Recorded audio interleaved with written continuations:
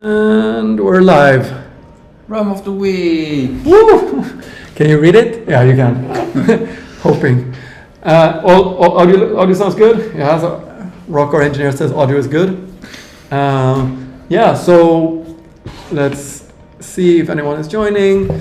So I guess we could start out with just introducing you, Franz. Yeah. Since we had a stream, I don't know, 6 months ago or something, me and Vange. Since then, we have Rocco, who's off screen right now, and we have also Franz here, who's our game designer.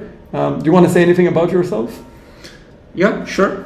I've been in the developing tabletop role-playing games and been in the story game scene, I guess, generally, for many years as a hobbyist. And I have an education in level design. I'm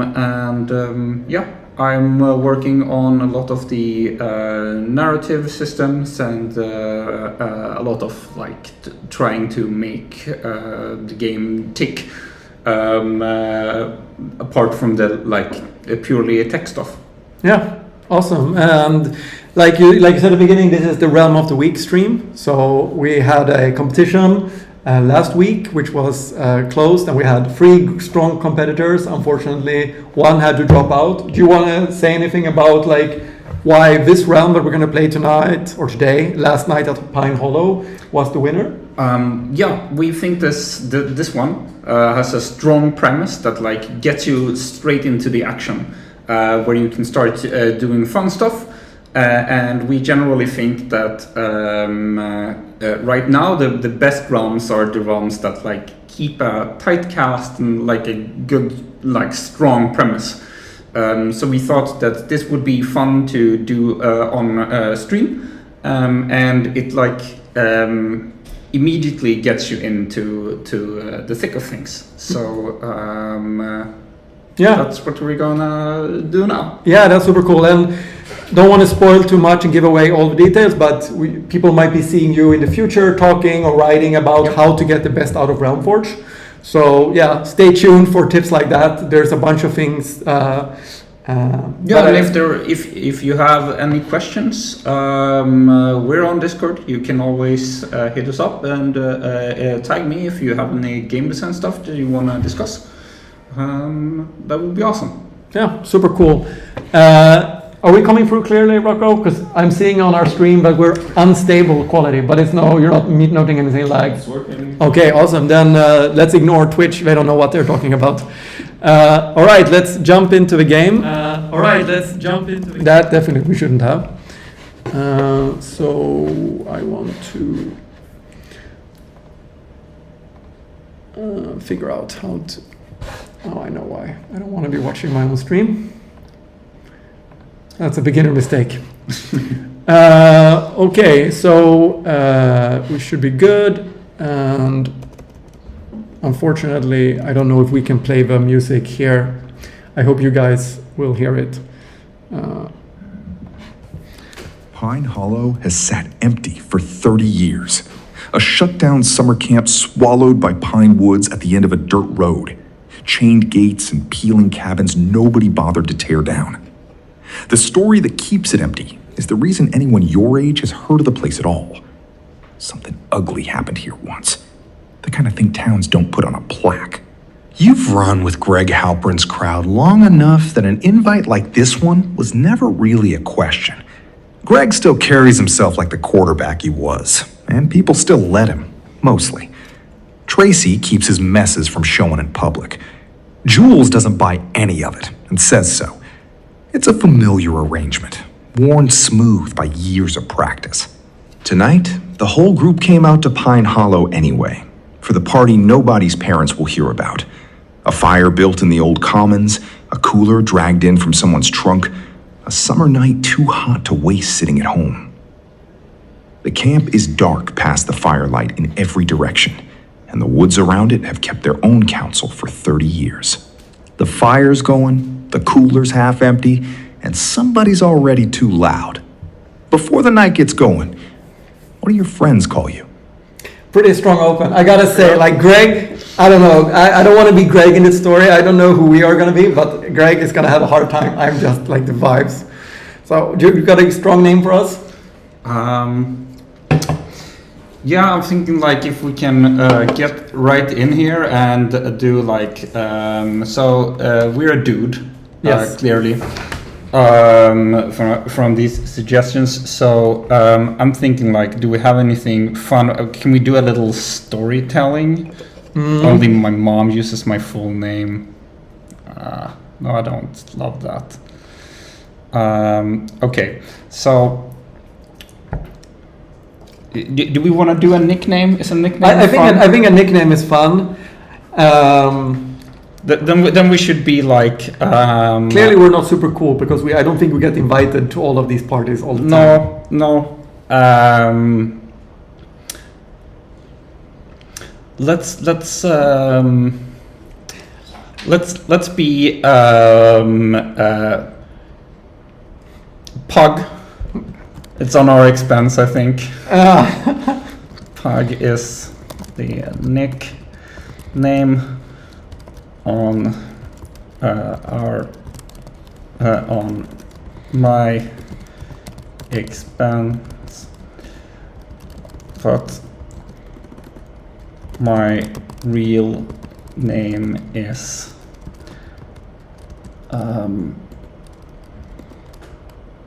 Howard.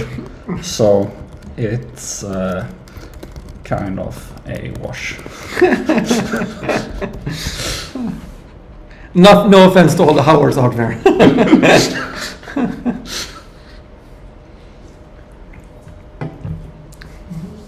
I mean, I like the ambience of this place. I feel like a lot of bad shit has gone down in this place, clearly. Pug it is. Howard on nobody's lips but your mother's. You've been orbiting Greg's crowd a while now. When Greg starts running the show tonight, like he always does, where do you usually end up standing? So, you don't want to be close with Greg. No, right? I definitely don't feel so. So are you more Tracy or more Jules? Let's have a quick look in here. So Jules is the skeptical one. I mean, I like if we kind of have a crush on Tracy, which is Greg's girlfriend. Yeah. That could be like one of the reasons we're really here. Are we like do we stand up for ourselves about this, or we're kind of like being like we're on Tracy's side, but only when Greg isn't watching? I think that's super fun. Let's do that. I'm on Tracy's side since she's my crush, but never when Greg could call me out on it. Getting yeah, Pug maybe deserves the name. We need to get ourselves into this teen drama, I think. Yeah, for sure. And we should say that this game was made by a long-standing user, quietly. McFluffy. So Before shout out. tonight, had you heard anything real about Pine Hollow?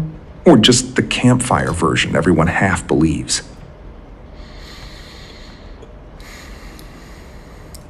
I don't know. I kind of want to go in a little bit blind and not know too much. Yeah. But let's say then that we haven't even heard the ghost story. yeah, that's fun. I have. Well, we haven't heard it before we got there. Like we're. I didn't even know there was a ghost story before tonight. No one tells me these things. Well, Makes sense, right? Yeah. Who would tell Pug this? Pug would totally be weird about it. Yeah, for sure. Story of your life. That's unnecessary narrator. Last thing. Everybody brings something to a night like this, whether they mean to or not. What's the one thing you brought tonight that says something about you? I mean, I don't know. Yeah, I mean, like, can I take this one? Yeah. So I'm thinking we're a little bit of a nerd, but I think we brought like walkie-talkie set. Oh, that's cool. That's cool. I brought my walkie-talkie set. I don't really know why, but I thought it could be fun.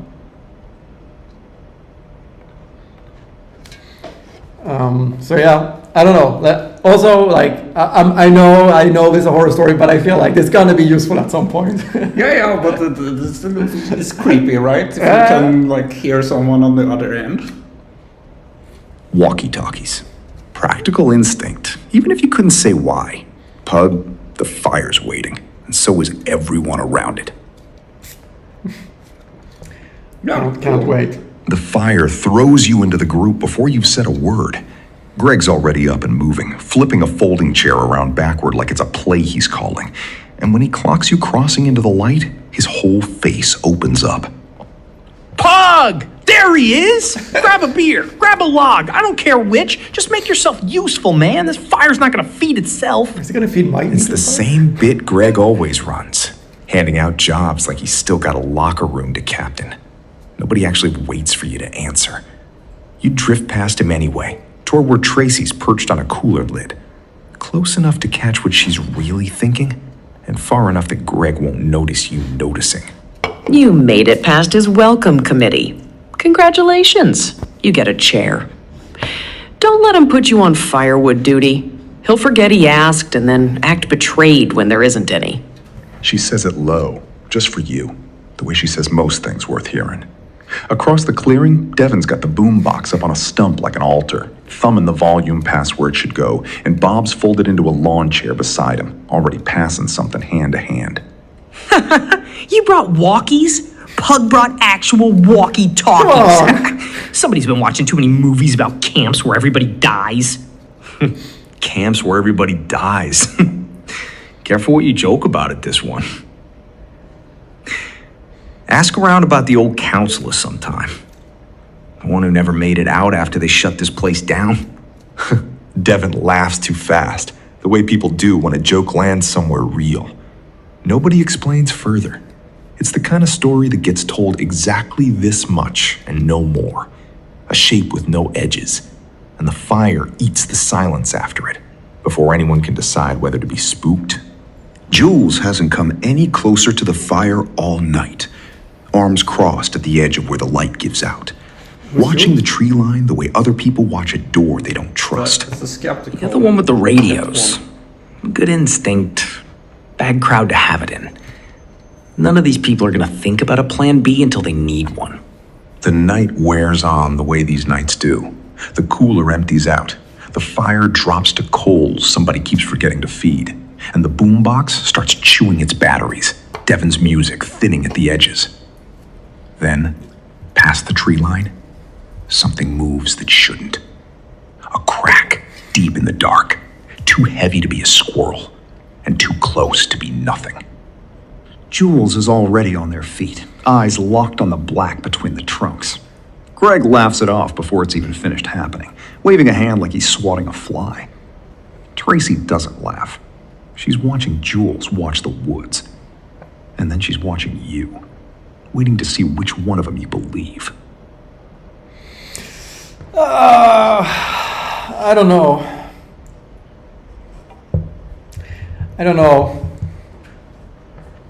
I mean, so I feel like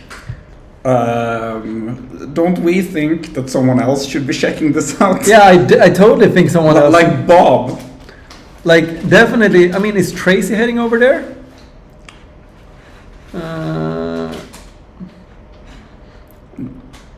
because I don't want Tracy to be. I mean, I don't know. Like, I would feel like Greg could check it out.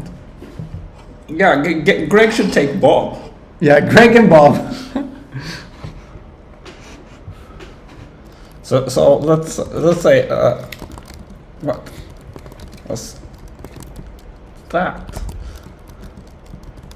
Greg, you and Bob should check it out. Make sure that no one's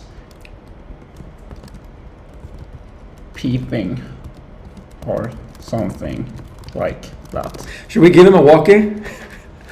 You can take one of the walkie-talkies. We're so. I mean, like, I feel like we're. I don't think it's gonna go for it. I don't know. I don't know. Greg is kind of a cocky guy. Yeah, but yeah, he should want to make us all feel safe. Yeah. You're on your feet before you've decided to be, walkie in hand, holding it out toward Greg like a dare disguised as a favor. Yeah, that's nice. It's loud enough that the whole fire circle turns. Come on, Greg. Come on, don't be like us.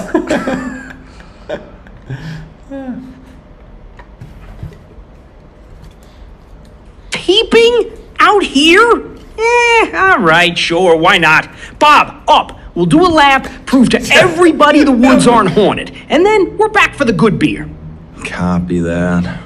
Grab me the radio, Pug. I don't want to be the guy shouting into the dark for no reason. You press the walkie into Bob's hand. The two of them peel off toward the dark edge of the clearing, Greg's flashlight beam swinging wide and confident, Bob's easy shuffle a half step behind. Neither one goes further than the first row of trunks, close enough to still be lit by firelight from behind, and they stop there, sweeping the beam back and forth over nothing. Jules hasn't moved from the tree line's edge, but something in their face has. Watching you send two people out instead of laughing it off like Greg wanted to. It's not relief exactly. It's closer to being recalculated. Didn't peg you as the type to actually do something about it, instead of just talking. Out past the fire, Is Greg's yours voice on this? carries back, too bright. Nothing! Told you, nothing but trees and Bob's questionable life choices. Bob doesn't laugh at that one. He's crouched at the tree line, flashlight held low and still, looking at something on the ground Greg hasn't noticed yet. Yeah, we have to check that out. He kind of. Do you want to go and check? We have to, there's something on the ground. Okay, fine. Good. Yeah, but all right. Go check out what's on the ground and say, what's that?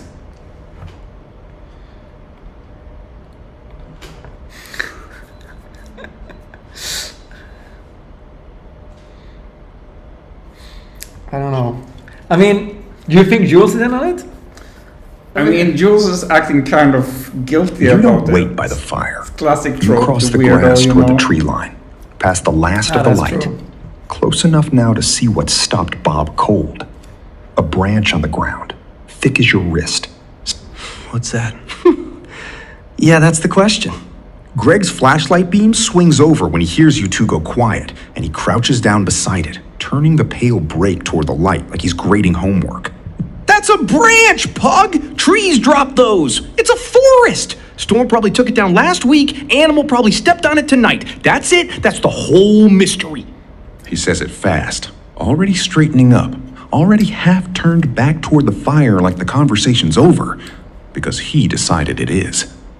But he doesn't touch Maybe the branch Greg's again, the killer? and his flashlight beam lingers a second too long on the dark past I it don't know. before he lets it drop. Back I at sure the feel fire, stupid now Tracy's that Greg's watching called all me three out. of them return, reading Greg's too quick stride and Bob's silence, and you walking a half step apart from both. Jules hasn't sat back down. A branch doesn't explain why Bob looks like that. Well, I mean, Bob looks like that because he's Bob, but I mean, Yeah, I don't.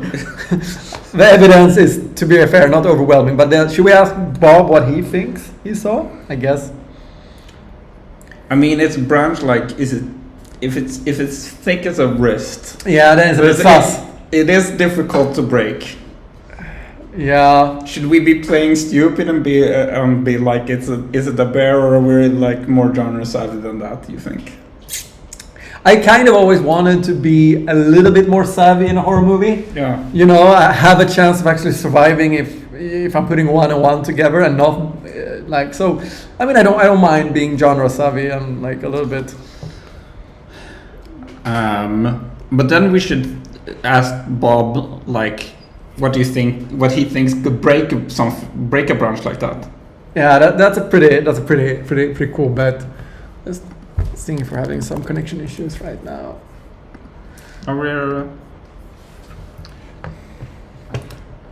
We have a good option here that looks kind of like we want to do.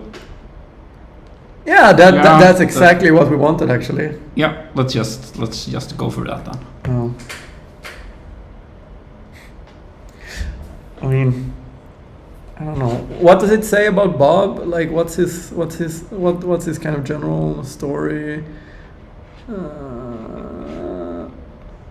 It's the one you have to like click expand to read about. It's not that important. Okay, but it doesn't have a super useful summary right now. Okay.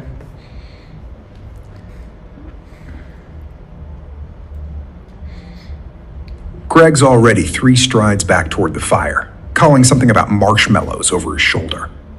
You catch Bob's sleeve before he follows, pulling him a few steps further into the dark, out past where the firelight and Greg's voice both give up. No, that wasn't wind. Wind doesn't snap wood like that, all clean at the break. Something put weight on it. A lot of weight, all at once. He says it the way he'd tell you his lighter's almost empty, flat and matter-of-fact. But his eyes stay on the black gap between the trees a beat longer than the joke would need. He doesn't offer you a theory. He just lets the facts sit there, his and yours now, and glances back toward the fire, where Greg's laugh carries too easy over the low music. Behind you, the group is waiting to hear what the woods gave up. Jules hasn't moved from the edge of the light. Tracy's watching the two of you cross back like she already knows the branch wasn't nothing. What you tell them now is yours to decide. I don't know. I don't want everyone to think that we're like Bob, you know? Yeah. But also, I kind of want to, I don't know. Maybe, should we loop in Jules secretly? Like, that wouldn't ruin our reputation in the group if we're like back-channeling a bit with her. I think like what I'm thinking about is like if someone is in on it, can we do something to like get a little bit of a clue for ourselves? If we say like don't worry, Jules, it was just a bear. We all saw it. To like try to lure it out. Do you think is that fun? Let's try.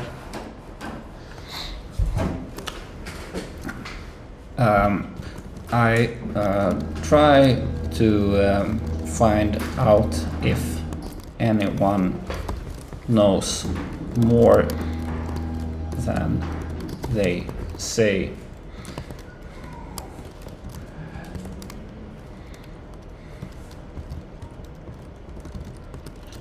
Worry, Jules, it was just a bear. We all saw it.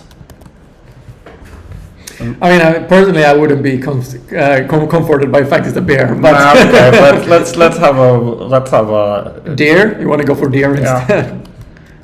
They can be heavy, right? Kind of.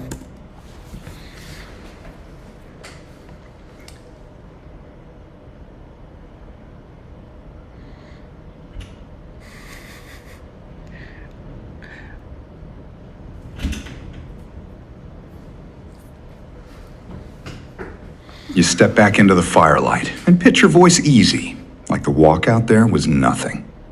Don't worry, Jules, it was just a deer. We all saw it. Bob doesn't correct you. He drops onto a log and reaches for his lighter, like the conversation's already over. See? Even Pug gets it. Deer. Big, dumb deer. Can we please get back to the part where this is a party? I love Greg. He's gonna die first. Jules's arms fold tighter. Whatever they were about to say dies behind a flat, Must say it's not cold looking look great at for you. Bob. The kind that files something Bob is away also for the- later instead of arguing now. Tracy watches the whole exchange over the rim of her cup, and something in her expression settles, quiet and unimpressed, like a bet she just decided she lost. Devin whoops and cranks the boombox back up, and the fire circle lurches back toward party noise, too bright and a half beat too eager. But the lie sits in your chest anyway, and you know Bob's flat voice in the dark hasn't gone anywhere. Somebody is going to ask you again what you really saw, and it won't be tonight that they let it go. I think it's great that we just tell Tracy the truth. Keep being an asshole to Jules. I kind of want to do that. Yeah, let's do that. I mean, yeah. I mean, Tracy is our crush, so I guess, like, if there's anyone we really want to be safe.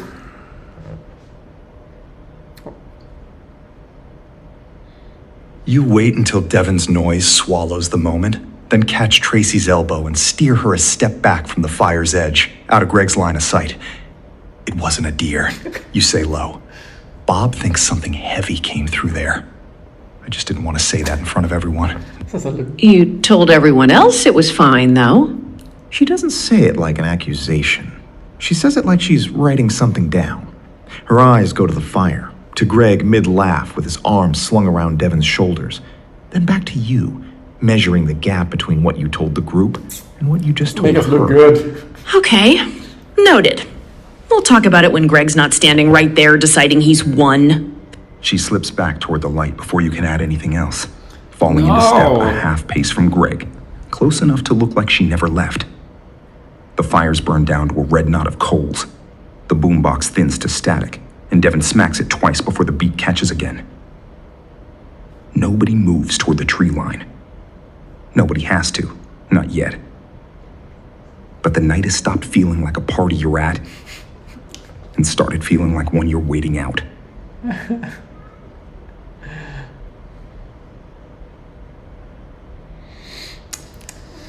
I don't really love any of these options.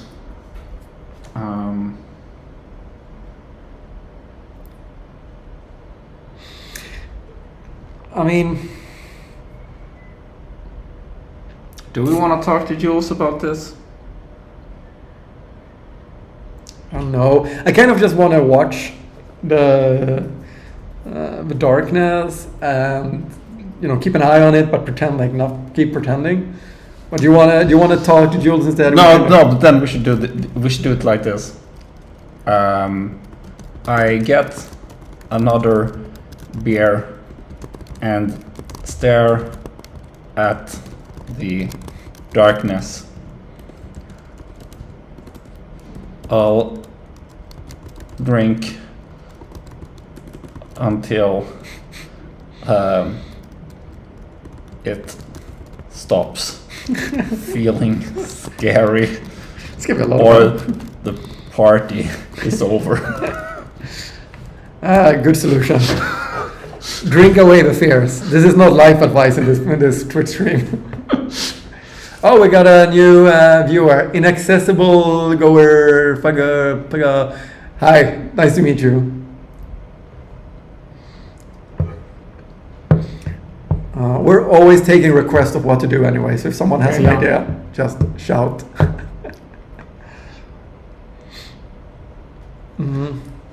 I don't know what you mean. We're already making great decisions. Yeah, exactly.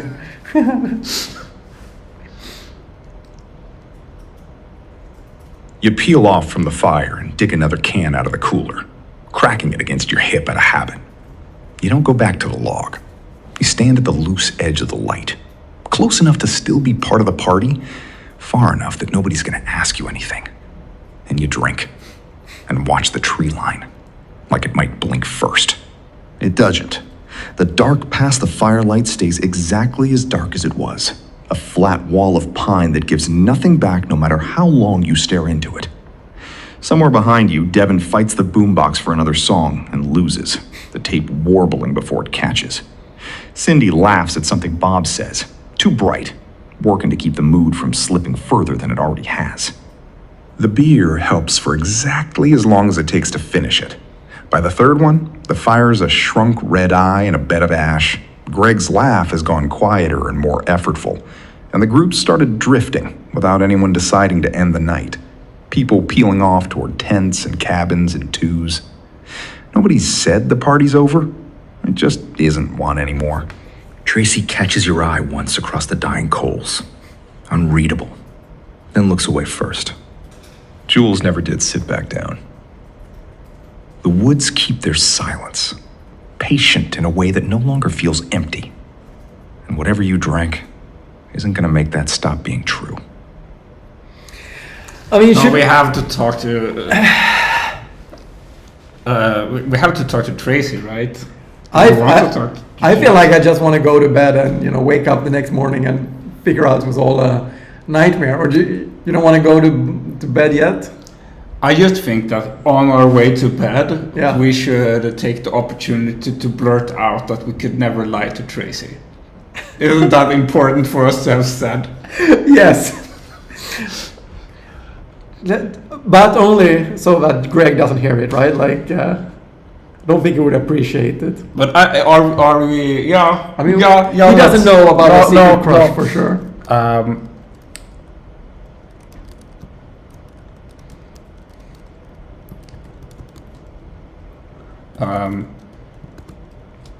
I'll try to sleep this off, but I can't go to bed without having told Tracy. I try to get her alone and say,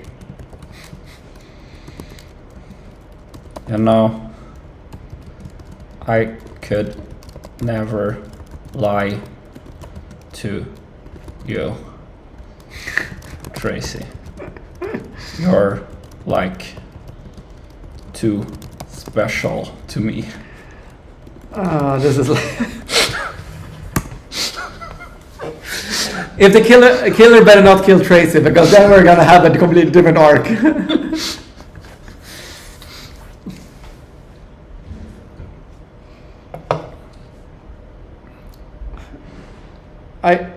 I don't know.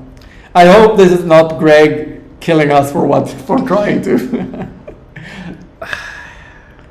Can't you just like talk about it like an adult? Well, exactly.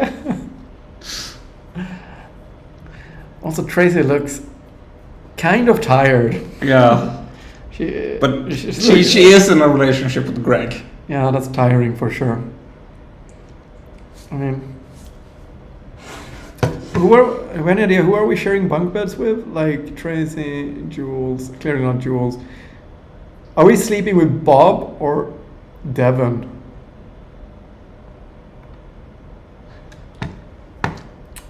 Yeah, I mean, but this seems like Greg and Devon must be close, right? But wouldn't Greg and Tracy sleep together if they're? Yeah, I guess. I mean, otherwise, if we You could catch pick Tracy anyone. again before she can drift back toward Greg. And this time, you don't bother finding a reason. The words come out thick and a beat too slow.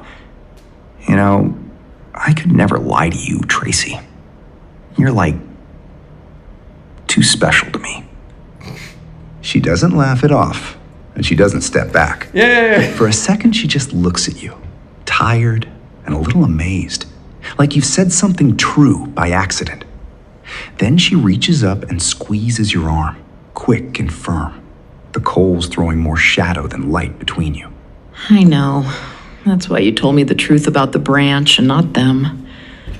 Go sleep it off, Pug. I mean, wasn't this the best outcome? She maybe likes Greg's us. busy arguing with Devin about whose sleeping bag smells worse, oblivious.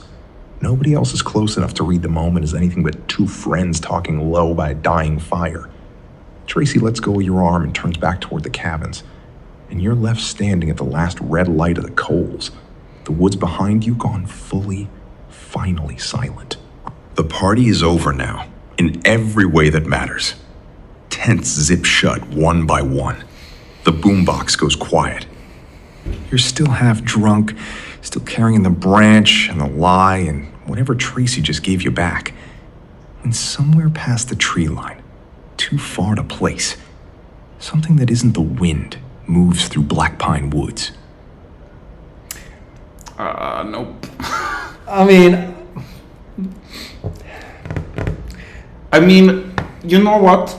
I think at this point, should we just go to Jules? Jules is the only one that won't call us crazy over this. If we were gonna play it genre savvy, then we're gonna... Shouldn't we investigate? but do you want to go out there and investigate? No! Because I feel like we bunker up with Bob or Devon. I don't know. Aren't we worried about Tracy though? We're kind of worried about Tracy. All right, let's go talk to Jules. All right, this is freaking me out too much. I gotta go and ask Jules what we should do. Clearly, I was lying. It obviously wasn't a deer, but what could we do? I mean, who could even be? She must know. What should we do? And like, did people tell some kind of story before?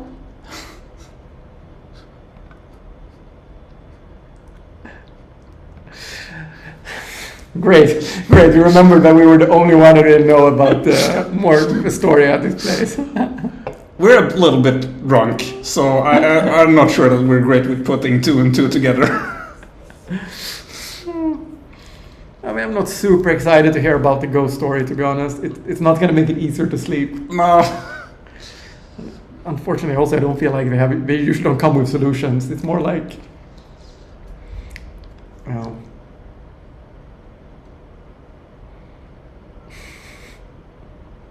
well, let's see.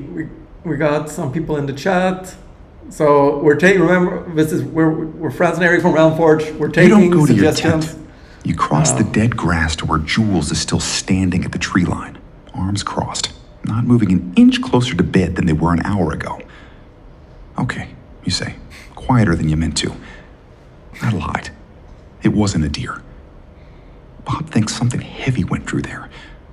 What do we even do about that? Who is even out here? I know it wasn't a deer. I watched you say it was, though. That was a choice. Jules doesn't uncross their arms. Everyone's so judgmental. Behind them, the pines are a wall of nothing. No wind moving through the tops.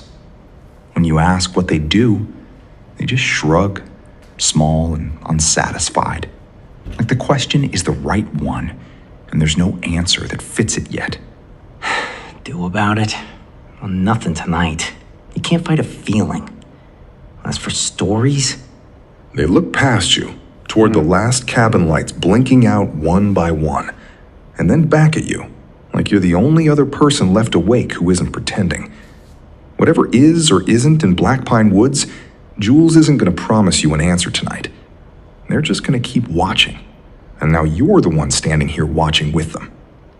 No, screw that. I'm just gonna see what the message was. It's inscribed. It's inscribed, yeah. Okay.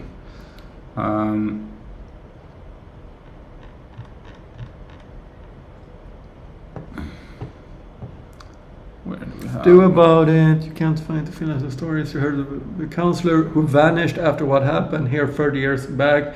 Everyone laughed. I didn't. There's not proof of anything. It's just one thing of this place. Nobody ever.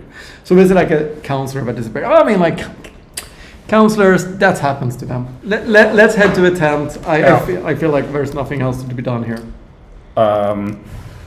So I stand about for a moment, thinking about what to do. Then I say, well, I'm drunk. I'm going to bed. Excellent. It's important to me that it's not well, but I won't whelp. Then I do.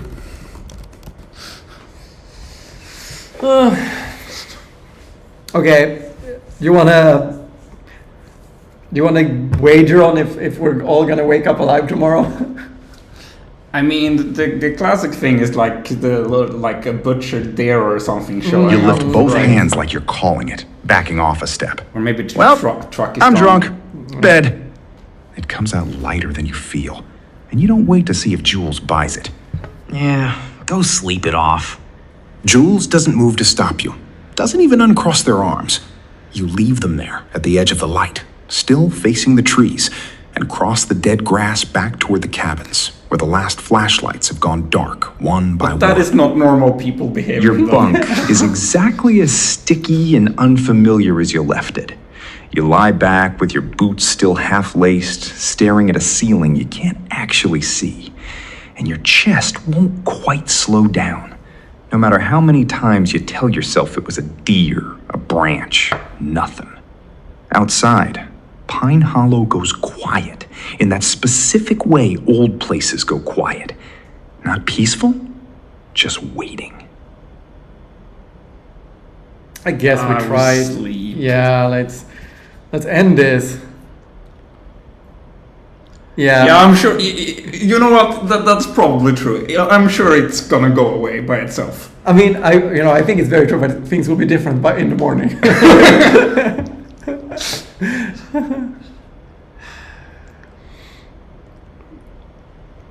I mean, well, We'll be a better person, making better decisions. that I won't wager. That's for sure. I mean,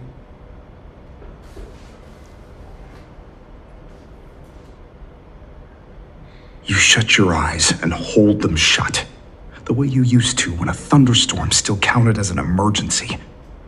It'll look different by morning.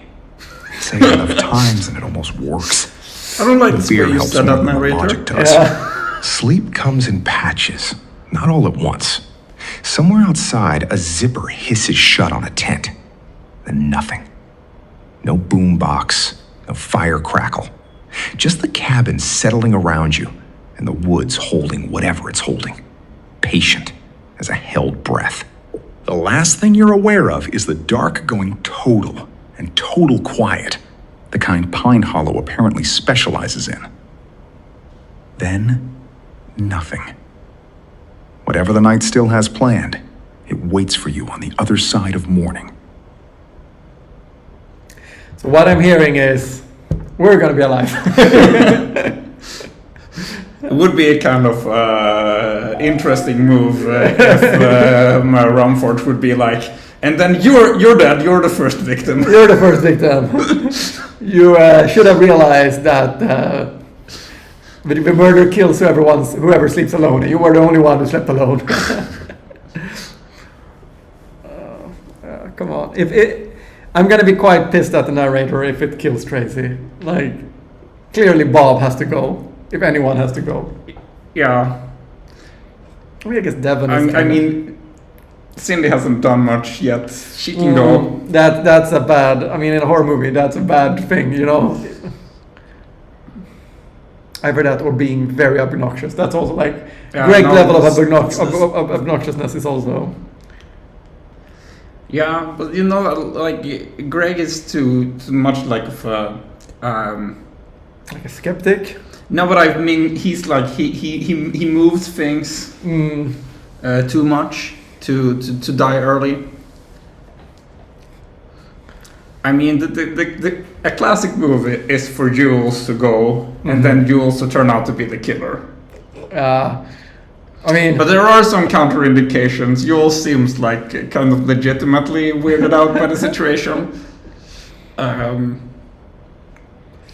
well, there's only one way to find out. Let Realmforge think.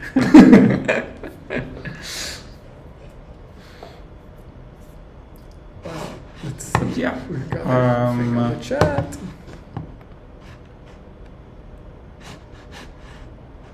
We're probably looking at the end of the episode here, I think. Yeah, that might actually be what's up. Either way, We're kind of running out of Yeah. stream time. I just would want to see if we could see like what Yeah. happens the next day. Yeah. Would be cool. That would be super dope.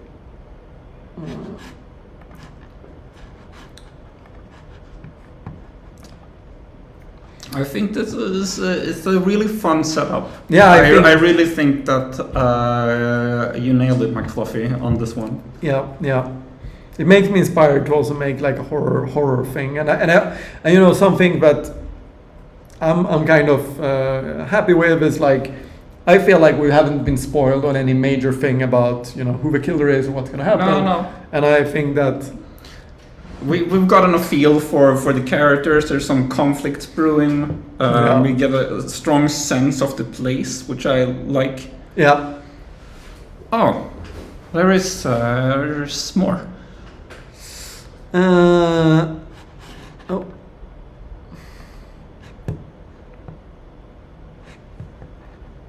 What's happened?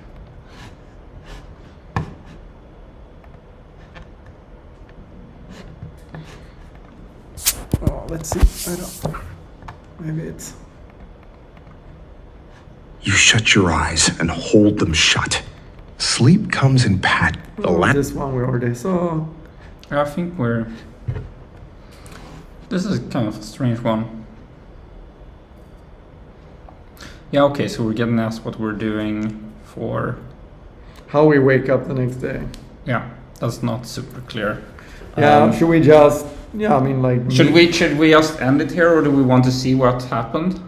Kind of want to just see. Then I think that we should wake up in a sweat. Yes. And be like super convinced something bad has happened, and like go out planlessly, like in our underwear, basically. Okay, let's go. Let's end strong here. I wake up in a sweat, totally convinced that something horrible has happened. I like don't bring anything. I just like I run out there and I try to see what horrible thing has happened. Still in my underpants. You felt strongly about the underpants. I thought that was a takeaway from that line. That was the strongest part, clearly. Well, then at least now, if it's nothing, it's very embarrassing for us. Exactly. I love the idea that we just went out and like on a hug. It is a total. It's a great fake out, you know. It's a total pug move. First, be very convinced it's a deer, then run out in your underpants and be very scared.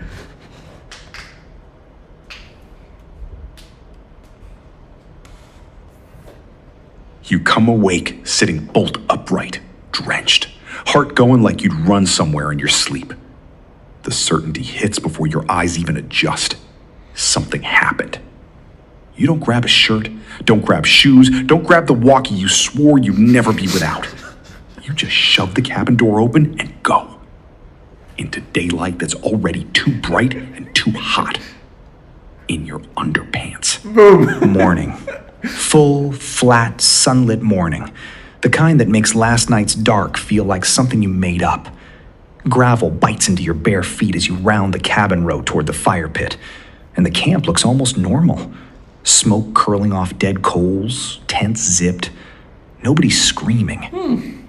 That's what stops you. Nobody's screaming But nobody's talking either. I don't know Greg's about on this. his feet by the ash pit, Okay, telling some Greg's story on. with his hands. Still working the room, even at 8 in the morning. Tracy stands close, arms folded, nodding at the wrong beats. Cindy watches with her mouth flat. Bob just watches. And off past the log seats, alone, Devin sits with a strip of somebody's t-shirt knotted tight around his forearm, dark through the fabric, not laughing at anything. Look who's up! Nice outfit! Nobody laughs at the joke. Tracy's eyes flick to you, then to Devin's arm, then back, like she's deciding how much of this is yours to walk into, standing half-dressed in the gravel. Whatever happened after you went to bed, it's sitting in that silence. And every one of them is waiting to see who says it first. Did we just sleep through the whole thing? I mean, I think there's only one option.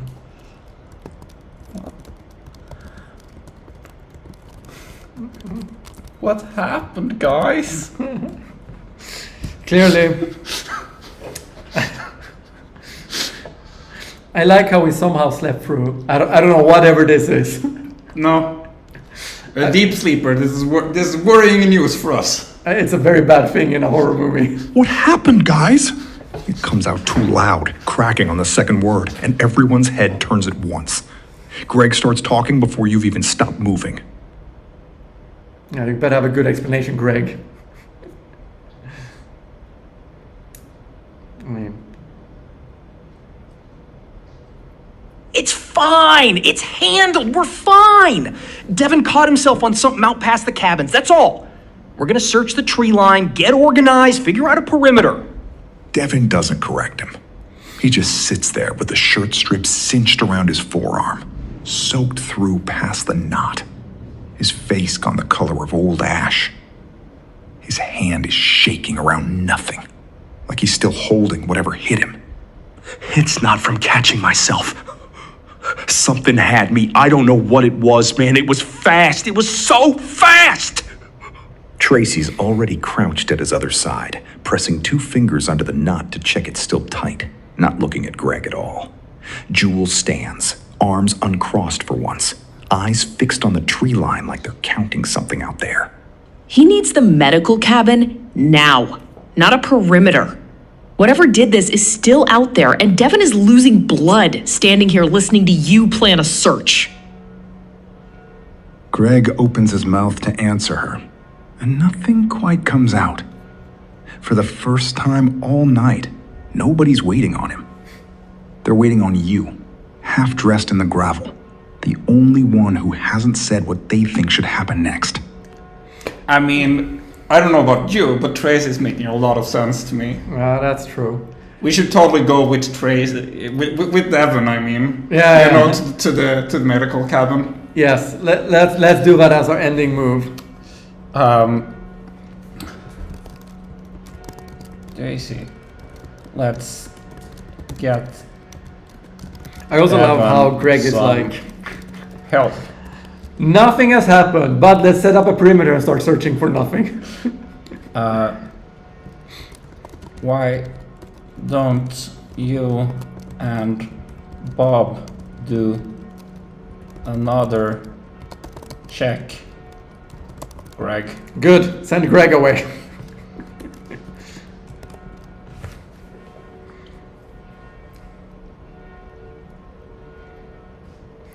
I mean, we could give him a walkie-talkie if it helps. Yeah, well, like what can happen? We have communication. Greg is like a quarterback-ish guy. We'll be fine. Yeah, he could take a bear, don't you think? Or a killer. Or a deer. Tracy, let's get Devin some help.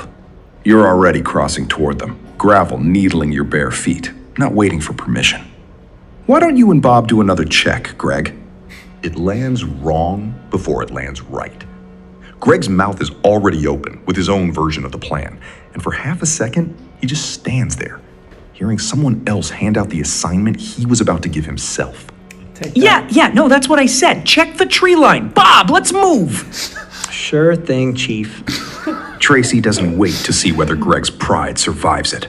She's got Devin's I good kind arm of looped over like his this shoulder energy before you're from even Bob. close, Good going, pulling Bob. him up off the log with a grunt. Get his other side.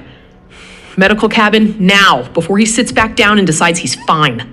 Devin's weight drops onto you as you take his other side, his skin cold and slick under your arm, despite the morning heat already climbing.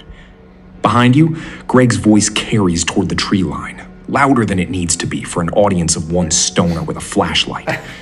And Cindy watches the two of you go with her arms crossed, saying nothing, filing it away.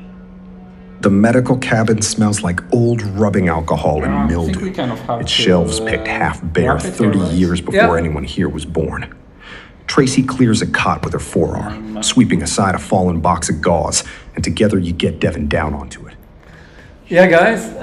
So this was trying out McFluffy's Realm of the Week.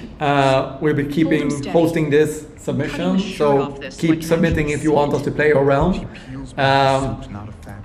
I think this was a great realm, to be honest. Yeah. It has like the stuff that you really need, like and lots, just adding on to that, like we can see here, like having like characters with like clear surfaces to play off as a player, having some like starting situation that gets you going, and then just having a bunch of relationships and cool stuff that could happen. Yeah.